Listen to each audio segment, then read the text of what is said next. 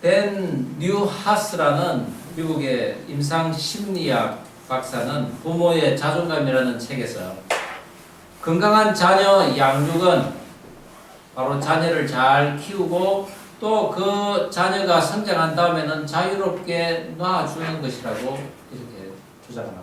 그리고 반대로 자녀를 제대로 양육하지 못하는 것은 자녀를 잘 돌보지도 않으면서 그 자녀가 성장하여서 이제 독립적인 존재로 성장을 하려고 하는데 그 자녀의 의견을 묵살하는 부모가 자녀를 제대로 양육하지 못하는 부모라고 주장을 합니다. 대 박사에 따르면은 통제적 부모는 그 자녀들의 먹는 것부터 시작해서 외모 그리고 의사결정, 이성 친구 모든 그 면에서 자녀들의 그 의견을 무시하고 부모의 뜻대로 행하게 한다는 것입니다. 이런 통제를 받아온 자녀는 마침내 그 독립에 대한 그런 불안감이나 또한 잘못된 것에 대한 책망 그리고 버림받을 것에 대한 두려움이 임한다는 것이죠. 심지어는 부모의 그 통제로 상처받은 자녀는 나중에 부모에 대한 그 복수심이 생기고 또한 그 부모에 의해서 피해를 당했기에 나는 반드시 보상을 받아야 돼 라는 그런 마음을 가지게 된다는 것입니다. 오늘날 우리나라도 예외는 아닙니다. 어릴 때부터 각종 과외를 부모의 뜻에 의해서 하는 경우가 너무나 많이 있습니다. 그리고 대학 갈 때도 대학을 선택하고 또한 학과를 선택하는 것 그리고 졸업 후에는 직장 선택하고 그리고 배우자를 선택하며 또 결혼을 하고 나서도 부모는 그들을 통제를 하고 있다는 것입니다. 그런 부모가 바로 헬리콥터 부모라고 사회적으로 이슈화가 되어 있는 실정입니다.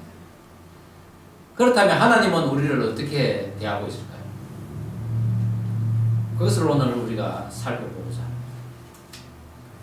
창세기, 출애굽기, 레위기, 민수기, 신명기 이 모세오경을 우리가 지금 살펴보는데 이 모세오경의 주제는 바로 배교와 순종 그리고 그에 따른 심판과 축복에 관한 것이 바로 그 모세오경의 주제입니다. 그런데 그 모세오경의 주제가 오늘 이 신명기 32장에 고스란히 녹아 있다는 것입니다.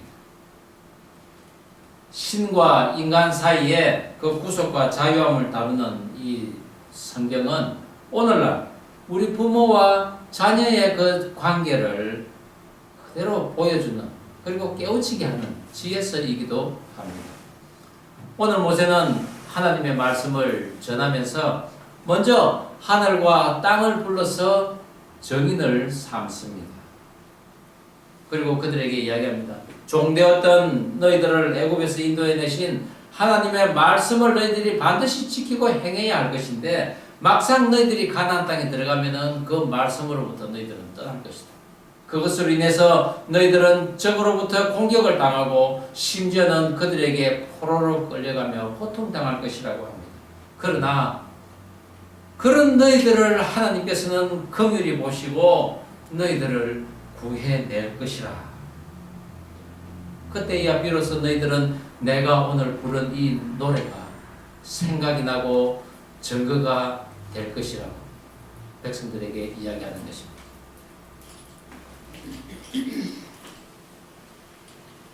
그 노래를 모세의 노래를 듣는 순간에 너희들은 너희들의 죄를 고백하고 또한 자백하고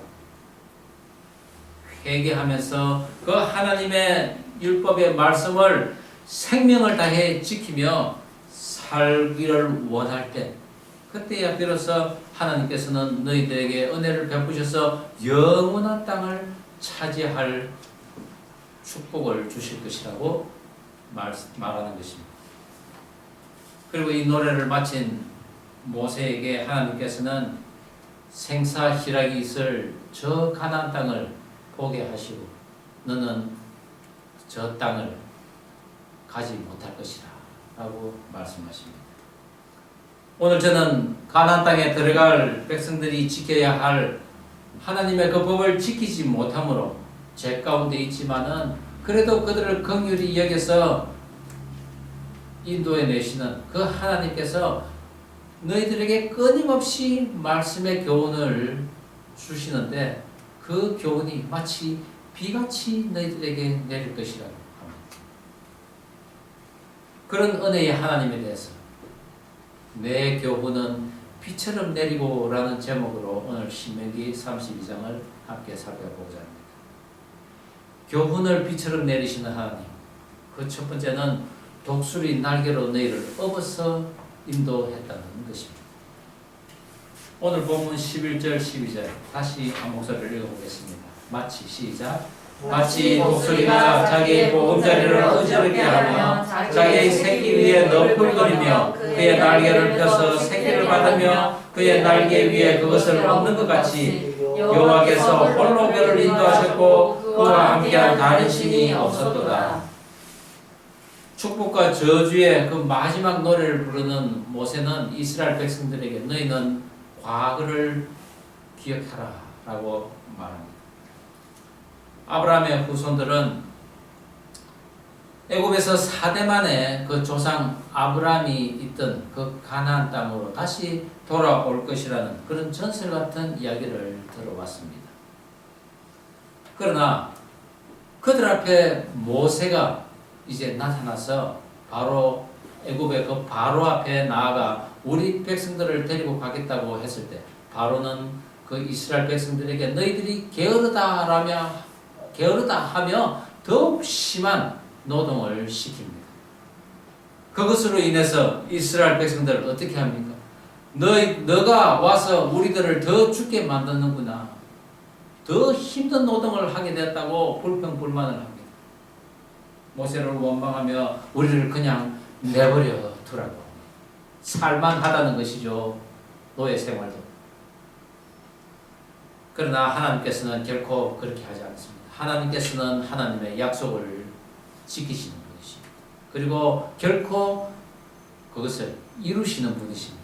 하나님께서는 이스라엘 백성들을 인도해내기 위해 애굽에 10가지의 그 극악한 재앙을 내리며 그 땅을 어지럽히고 이스라엘 백성들을 이끌어내십니다.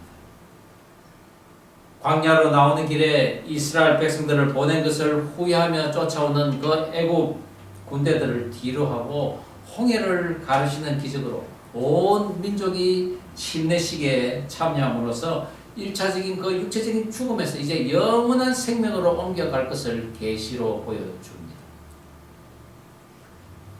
그런 이후에 이스라엘 백성들은 인간이 살 수 없는 그 불모지 광야에서 40년간 하늘의 방식으로 살아가게 됩니다. 그것을 모세는 독수리가 날개를 펴서 거기에 새끼들을 업고 인도해낸 것 같이 비유를 하는 것입니다.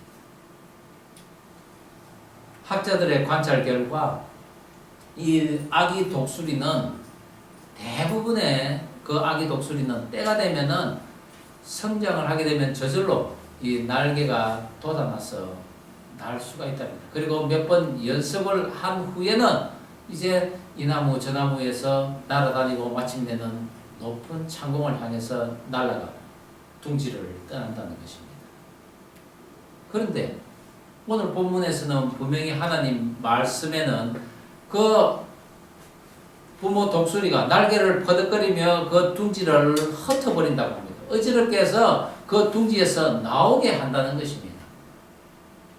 그것을 저는 가만히 생각을 해볼 때 이것은 그 꼭 어떤 독수리에게 하는 이야기가 아니라는 것이죠. 짐승은 때가 되면 그 둥지에서 나옵니다. 그런데 인간은 안 나온다는 것입니다. 그 둥지에서 나오지 않고 그것이 편하다고 안주하려는 습성을 가진 것이 바로 인간입니다. 혹여 안주하려고 하고 게으름을 피우고 또 혹여 너무 약해서 그 둥지를 나오지 못한 그런 아기 독수리가 있을 때는 그 부모 독수리는 그 아이를 강하게 하기 위해서 어느 때가 되면은 둥지 안에 그 만들어 놓은 그 푹신한 쿠션 같은 것을 다 걷어내고 이제 가시와 같은 것이 그들을 찌를 때 할 수 없이 그 새끼 독수리는 밖으로 나온다는 것이죠. 그리고 그 새끼를 날개 위에 얹어서 절벽 꼭대기 올라가서 떨어뜨리는 연습을 몇 번이나 하고 그리고 받아내고 그런 가운데 그 아기 독수리가 마침내 용기를 얻어서 날 수 있을 때까지 보살펴 주는 것입니다. 그래서 이 둥지에서 나오지 않으려는 이 아기 독수리는 사실 병들고 죽어가는 그런 독수리입니다. 그런데 오늘 이 하나님께서 말씀하시는 그 둥지에서 내오고자 하는 그 독수리는 바로 이스라엘 백성이요 오늘날 저와 여러분이라는 것입니다. 애굽에서 나오지 않으려는 이스라엘 백성들이 마침내 그 애굽에서 나와 홍해 바다를 발로 밟고 건널 때 그들 뒤에는 그들을 죽이려고 하는 애굽 병사들이 마차를 타고 몰려옵니다. 그 군대 때문에 그 제일 앞에 간 사람은 그래도 건너기에 안심을 하겠지만은 제일 뒤에 있는 사람들은 어떻게 하겠습니까? 혼비백산하며 걸음아 나 살리라고 발걸음을 재촉하며 가지 않았겠습니까?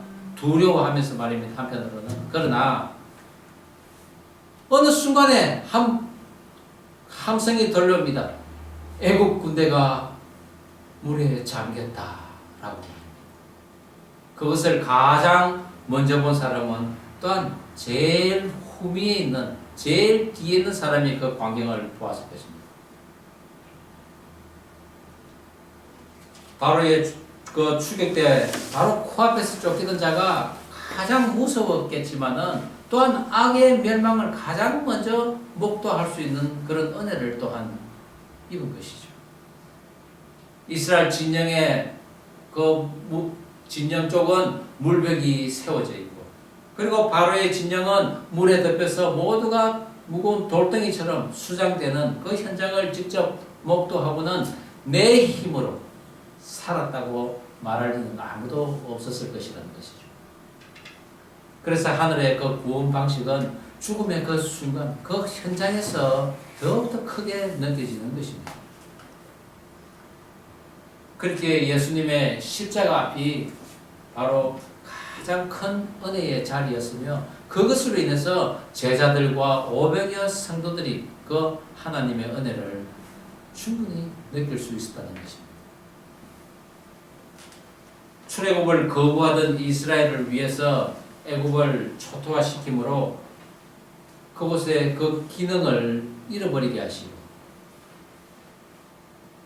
또한 그 기적과 이적으로 견딘 그 40년의 광야 이 모두는 그 독수리 둥지를 어지럽게 하고 그 큰 날개로 업어냄으로써 어쩔 수 없이 함께한 그 하나님의 여정이었지만은 그 이스라엘 백성들이 모세의 그 노래를 듣는 순간에 얼마나 숙연해졌을까 생각해 봅니다.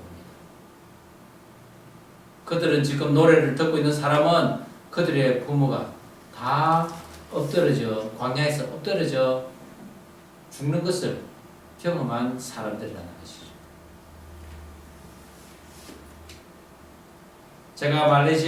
제가 예전에 회사 다니면서 말레이시아 그 법인장으로 일을 하고 이제 한국으로 발령이 날 때가 되어갔습니다. 그때 저는 말레이시아에 남아서 사업을 하려고 했습니다. 파트너도 괜찮은 파트너가 있었고 그리고 그때 경기도 좀 이래 좋아질 때였습니다. 남아서 사업을 해도 괜찮겠다 그런 생각을 했는데 아내는 저와 전혀 생각이 달랐습니다. 전도를 해야 할 부모 형제가 지금 한국에 있다는 것이고 한국으로 돌아가야 한다는 것입니다. 그때는 하나님을 깊이 만난 아내였기에 저는 그 아내의 의견대로 한국으로 들어가게 됐습니다. 그리고 귀국 후에 7년이 지나고 저는 제가 그렇게도 당시에 미워했던 예수쟁이가 저도 되어버렸습니다.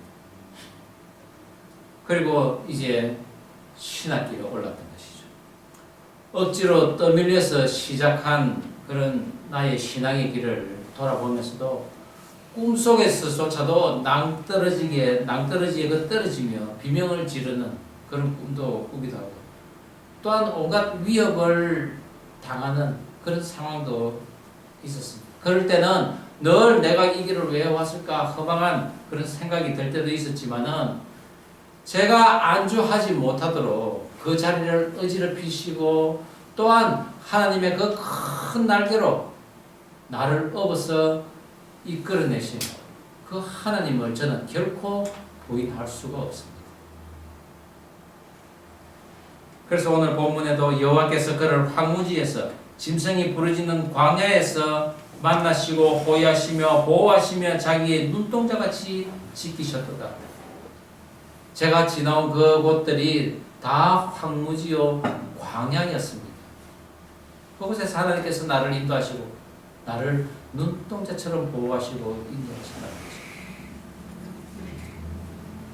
이스라엘 백성들이 자원하여 순종한 것이 아니라 하나님께서 그 자리를 어지럽힘으로 말미암아 순종하는 듯한 결과를 하나님께서는 계속적으로 이끌어 오셨다는 것입니다. 그런 그들에게 이제 가나안 땅에 들어가면 하나님의 자녀로서 임명해 주시고, 또한 자원하여서 순종할 수 있는 그 기회를 주시되, 잘하면은 상급으로 그 땅에서 오래 거주하게 되고, 그렇지 못한다면은 벌로서 각종 질병과 그리고 약탈과 노예로 끌려가는 그런 매뉴얼이 완성되어 있음을 지금 모세는 노래하고 있는 것입니다. 하늘의 방식으로 양육하신 그 여호와를 부정하면서 애굽에서 먹던 고기와 마늘과 부추 그 파를 해상하며 철병거와 그 아낙 자손이 거주하는 가나안 땅에 들어가는 것을 무가치하게 여겼던 그 이스라엘 백성들이었습니다. 또한 하나님께서 주신 그 율법과 계명은 지키면 복은 있다고 하지만은 안 지킬 시에는 저주가 있는, 그래서 그들에게는 성산이 전혀 없는 것으로 여기는 아주 흥미없는 거래였던 것입니다. 나는 하나님의 백성이야, 하나님께서 언제나 먹을 것을 주실 것이야 라고 하며 둥지에서 나오지 않고 덩치만 커져버린 그런 영적인 비만에 걸릴 확률이 우리에게 상당히 많이 있습니다. 하나님의 말씀에 가까이 하지 않으면 말입니다.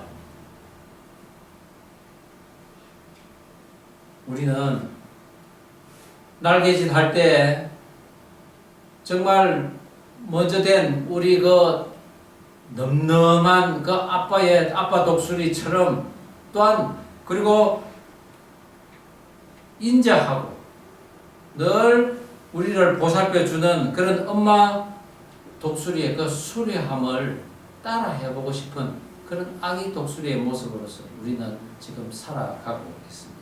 그래서 우리는 성장을 하면은 이제 날개짓을 하며 그 둥지에서 나와야 합니다. 그리고 이 나무에서 저 나무로 옮겨 다니며 날아다니는 연습을 해야 합니다.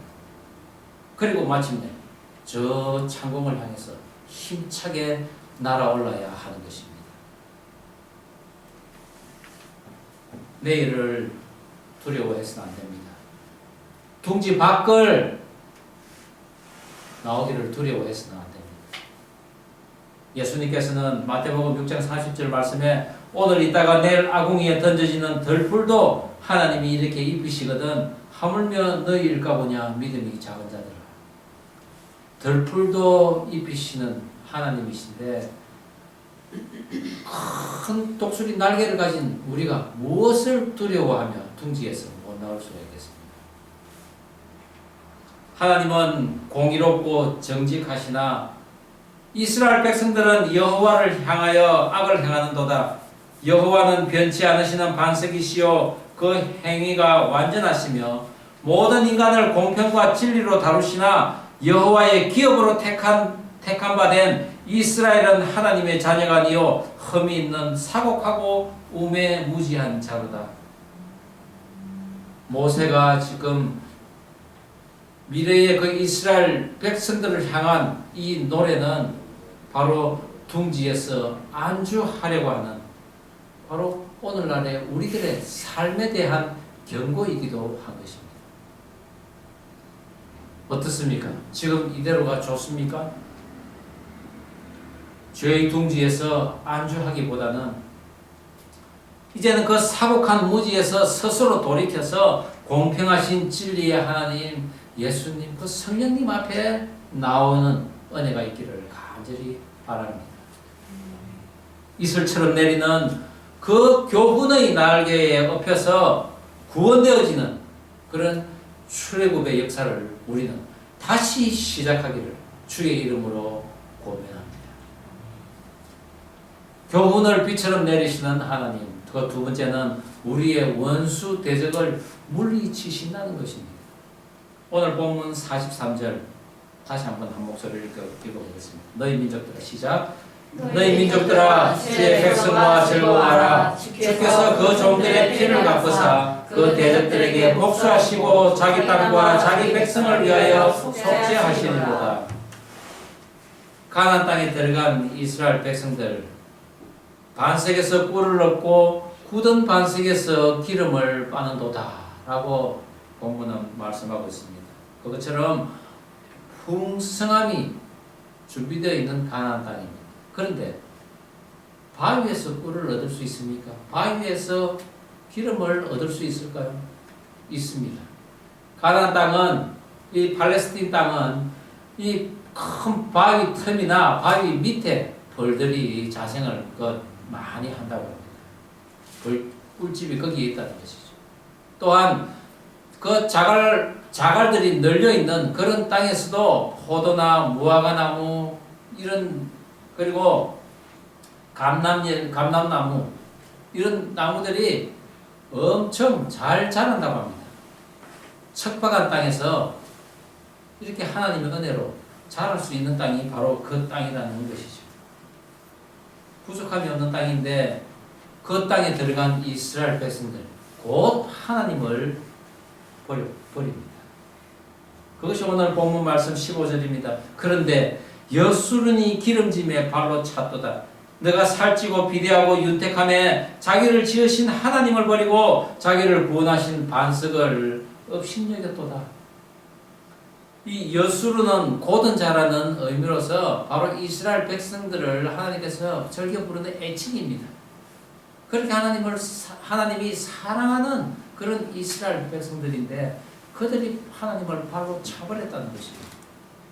이 발로 찬다는 의미는 바로 이 고집센 노새를 이 주인이 이렇게 이 방향으로 끌고 가려고 하는데 이 노새가 가지 않으려고 발버둥 치는 것입니다. 그러다가 그 뒷발질을 해가지고 주인을 발로 차는 그런 모습입니다. 하나님께서 사랑한 그 백성들이 가나안 땅에 들어가서 이제 기름지고 배부르고 풍족한 삶을 살다 보니 어떻게 됩니까? 좀 더 나은 것, 좀 더 편한 것, 좀 더 즐거운 것을 찾으며 하나님의 말씀을 발로 차버리는 것입니다.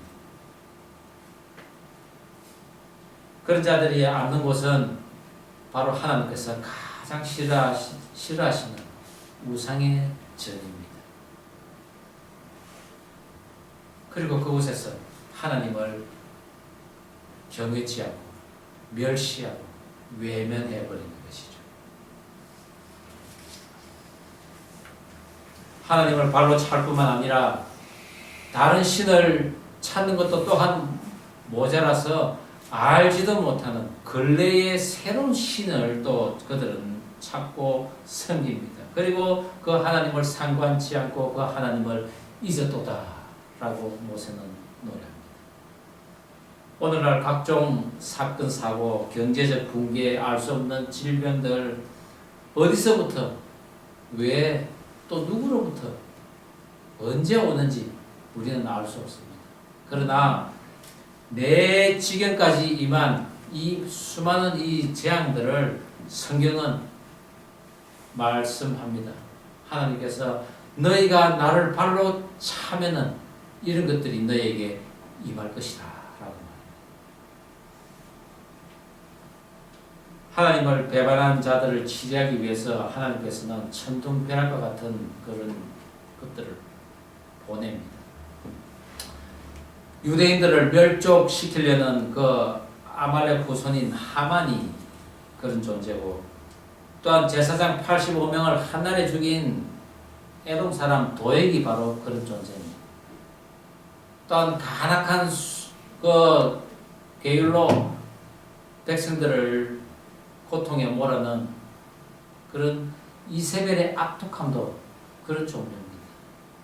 또한 자기 손자들 모두를 죽이면서 하나님이 약속하신 그 다윗의 등불을 꺼지지 않겠다고 한 그 약속을 끊어버리려고 한 아달랴가 바로 그런 존재입니다. 그들은 사단의 하수인이요 종이었죠. 그런데 하나님께서는 그들을 치리하실, 하나님의 백성들을 치리하실 목적으로 사용했는데 그들의 도가 너무나 지나칩니다. 너무나 잔인하고 철저하게 악을 행하는 것입니다. 거기에 고통받는 하나님의 백성들은 너무나 힘듭니다. 그런데 하나님께서는 그 악으로 쓴 그 도구들을 결코 자신들이 강해서 내가 이스라엘을 이겨노라 라고 자랑치 못하게 하시겠다고 분명히 말씀하셨습니다. 사실 하나님께서는 심판이나 징계를 즐거워하시는 분은 결코 아니십니다. 오히려 이스라엘이 징계를 당하다가 속절없이 아파하고 고통하는 그것을 척은히 여기시고, 또한 그 땅에 남아있는 자가 얼마 안 되는 것을 보고는 하나님께서 다시 돌이키십니다. 그리고 그들에게 긍휼과 자비의 손길을 내미십니다. 그것이 곧 오늘 본문에서 이제는 나 곧 내가 그인 줄 너희가 알라 라고 하는 하나님의 말씀입니다. 사단의 종자들, 다윗의 대를 끊기 위해 역사 속에서 오실 그 메시아를 이 땅에 오지 못하도록 온갖 노력을 다 동원했지만 하나님께서는 하나님의 백성이 그 마귀의 종에게 굴복당하는 것을 제일 싫어하셨습니다. 그것 때문에 마침내 당신의 모든 백성들의 그 죄를 제거하고 당신의 그 형상을 회복시킬 그 계획으로 예수님을 이 땅에 보내신 것입니다.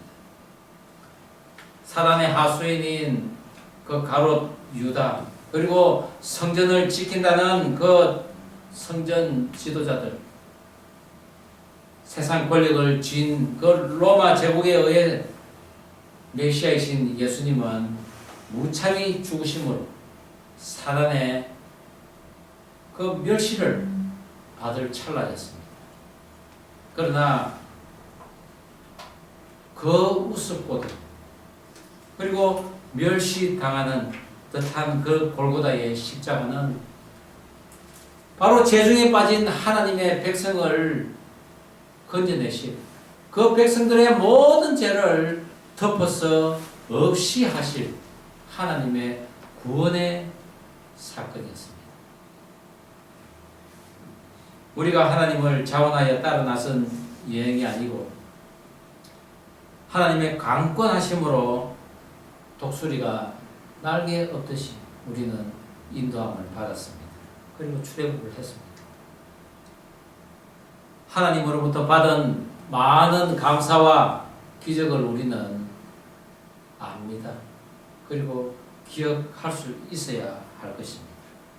그런데도 우리가 풍요 속에서 멸망의 길을 선택한다는 하는 것은 바로 에덴에서 살그머니 다가와 속삭이는 그 사단이 바로 우리 곁에, 우리 집에, 우리 가정에, 우리 또 교회에 살며시 와 있다는 사실입니다.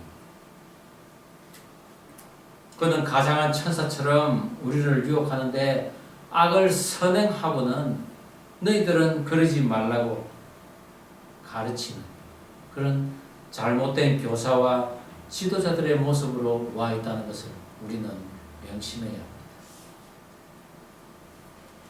또한 성공이라는 조건을 제시하면서 이 세상에서 가장 가치로운 그 생명의 율법과 계명을 번거롭고 무겁고 그리고 가치 없는 것으로 인식시키면서 그것을 버리도록 은근히 요구하는 세상 권세 잡은 모든 단체 조직들이 바로 그들의 하수인이라는 것입니다.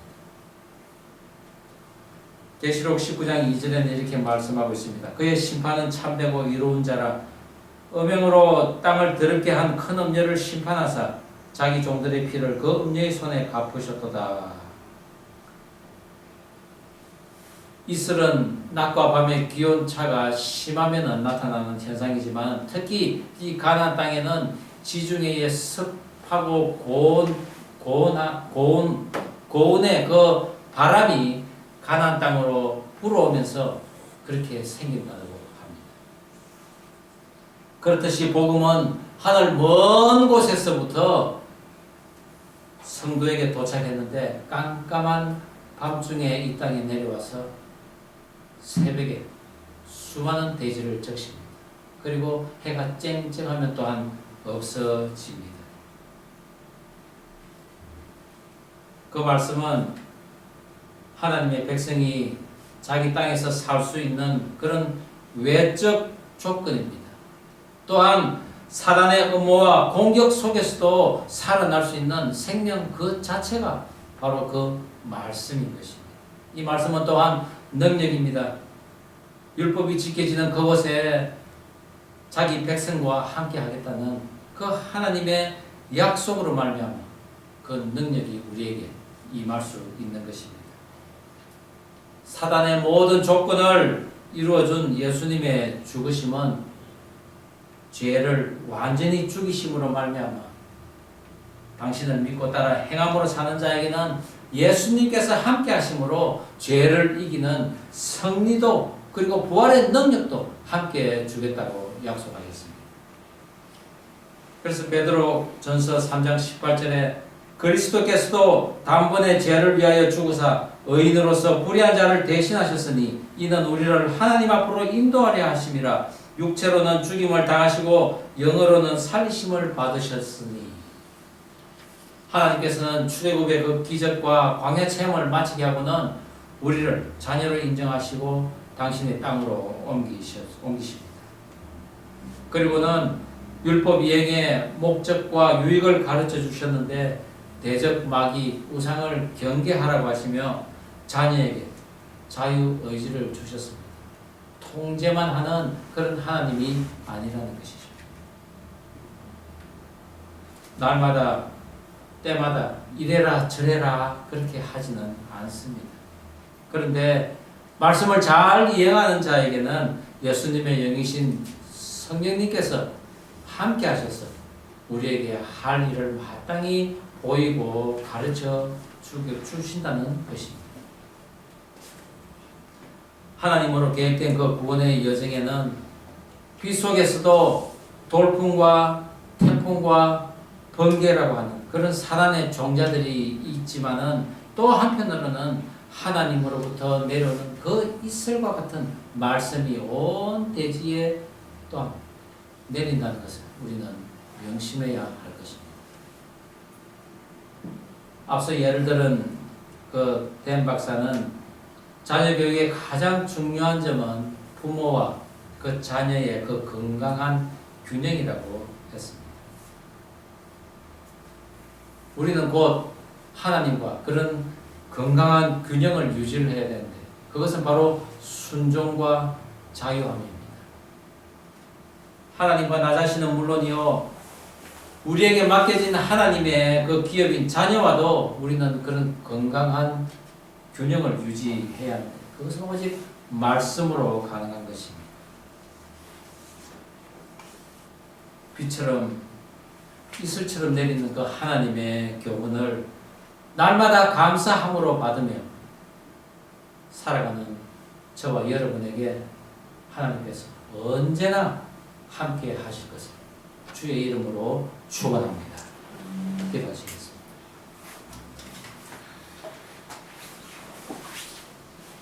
하나님 아버지, 오늘 주신 말씀 가슴에 남습니다. 우리가 비처럼 이슬처럼 내리는 그 하나님의 교훈을 날마다 받고 살아갈 수 있도록 인도하여 주옵소서. 그 하나님께서는 우리가 풍요 가운데 또한 쾌락 가운데 안주하기를 원하지는 않으시는 분임을 이 시간 알게 되었습니다. 우리가 이제 장성하여서 날개짓 할 수 있으면은 이제 그 둥지에서 나와서 창공을 날아갈 수 있도록 인도하여 주옵소서. 또한 우리가 살아가는 그 인생길에 하나님께서 우리의 대적들을 다 물려쳐 주실 줄 믿습니다. 그래야 마침내 하나님의 그 보호 아래 하나님의 약속하신 그 땅을 밟기를 소원하오니 주님 인도하여 주시옵소서. 감사드립니다. 예수님 이름으로 기도드립니다. 아멘. 우리 이 시간 추수 감사절을 하면서 성만찬을 하도록 하겠습니다. 사실 이 성만찬은 저희들이 1년에 2번 합니다. 주님 십자가에 매달리신 고난주간 그리고 주님이 풍성하게 부어주신 이 추수감사절 이틀에 걸쳐서 이틀에 우리가 하는데 하는 주님께서 그 예루살렘에 입성하셔서 십자가에 달리시던 그 밤에 제자들과 만찬을 합니다. 그리고 이 떡과 포도주 이것은 나의 몸과 피니 너희는 이것을 기억하라고 하셨습니다. 우리가 오늘 이 주의 만찬, 성만찬을 일상적으로 하는 그런 예식이 아니라 정말 예수님께서 나를 위해 흘리신 그 피, 또 나를 위해 찢기신 그 몸은 과연 무엇인지 그것을 다시 한번 되새기는 그런 시간이 되었으면 좋겠습니다. 우리 왕이신 나의 하나님 찬송하도록 하겠습니다.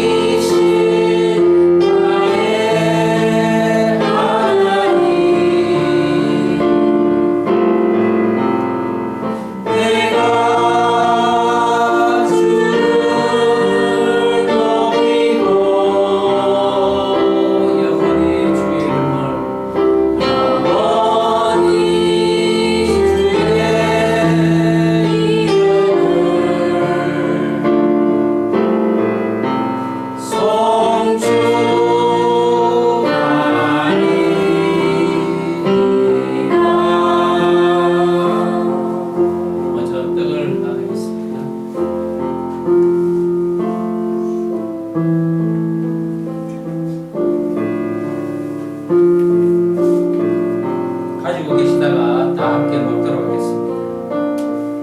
내가 너희에게 전한 것은 주께 받은 것이니 곧 주 예수께서 잡히시던 밤에 떡을 가지사 축사하시고 떼어 이르시되 이것은 너희를 위하는 내 몸이니 이것을 행하여 나를 기념하라 하시니라. 주님께서는 나는 생명의 떡이니 내게 오는 자는 결코 줄이지 아니할 터이요 나를 믿는 자는 영원히 목마르지 아니하리라. 나는 하늘에서 내려오는 떡이니 사람이 이 떡을 먹으면 영생하리라고 하였습니다. 그리고 내가 줄 떡은 곧 세상의 생명을 위한 내 살이니라 하셨습니다. 함께 묻겠습니다.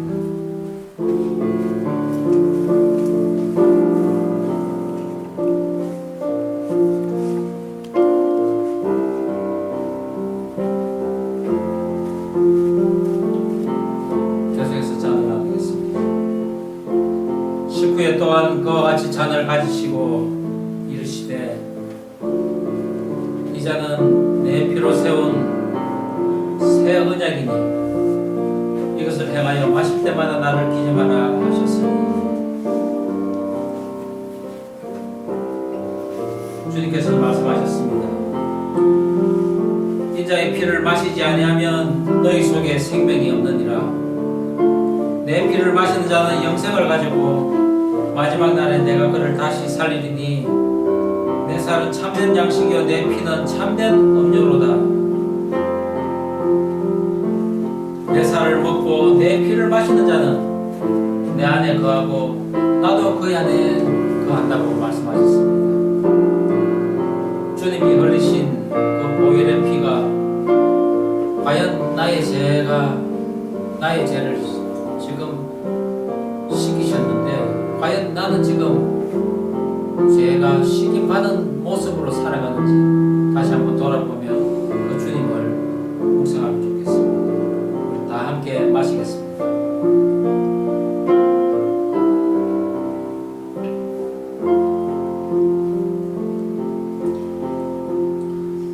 하나님 아버지, 추수감사절을 맞아 주님께서 우리를 위해 바치신 고귀한 몸과 피를 기념하는 시간을 우리가 함께 나눌 수 있음을 감사드립니다. 주님의 만찬을 함께 나누며 그것을 기억하고 떡을 떼고 잔을 나누는 우리 형제 자매들이 주 안에서 늘 깨끗하고 정결한 모습으로 살아갈 수 있도록 늘 도와주시옵소서.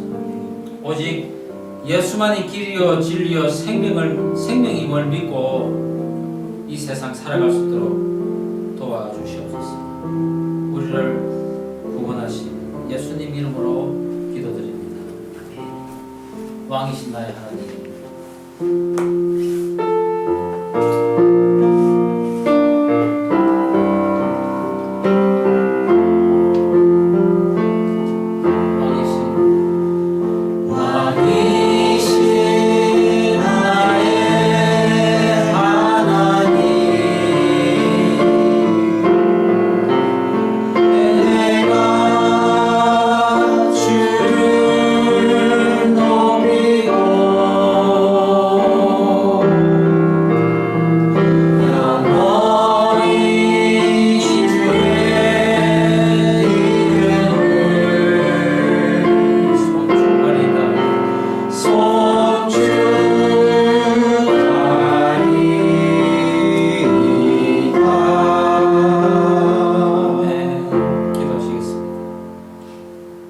이제는 주 예수 그리스도의 은혜와 아버지의 사랑과 성령의 교통하심이 독수리 날개 위에 업어 보호하시고 인도하셔서 생명의 땅에서 살게 하실 그 주님을 나의 주인으로 섬기며 살기를 결단하는 우리 성도들 머리 위에 이제부터 영원까지 함께하기를 축원하옵나이다.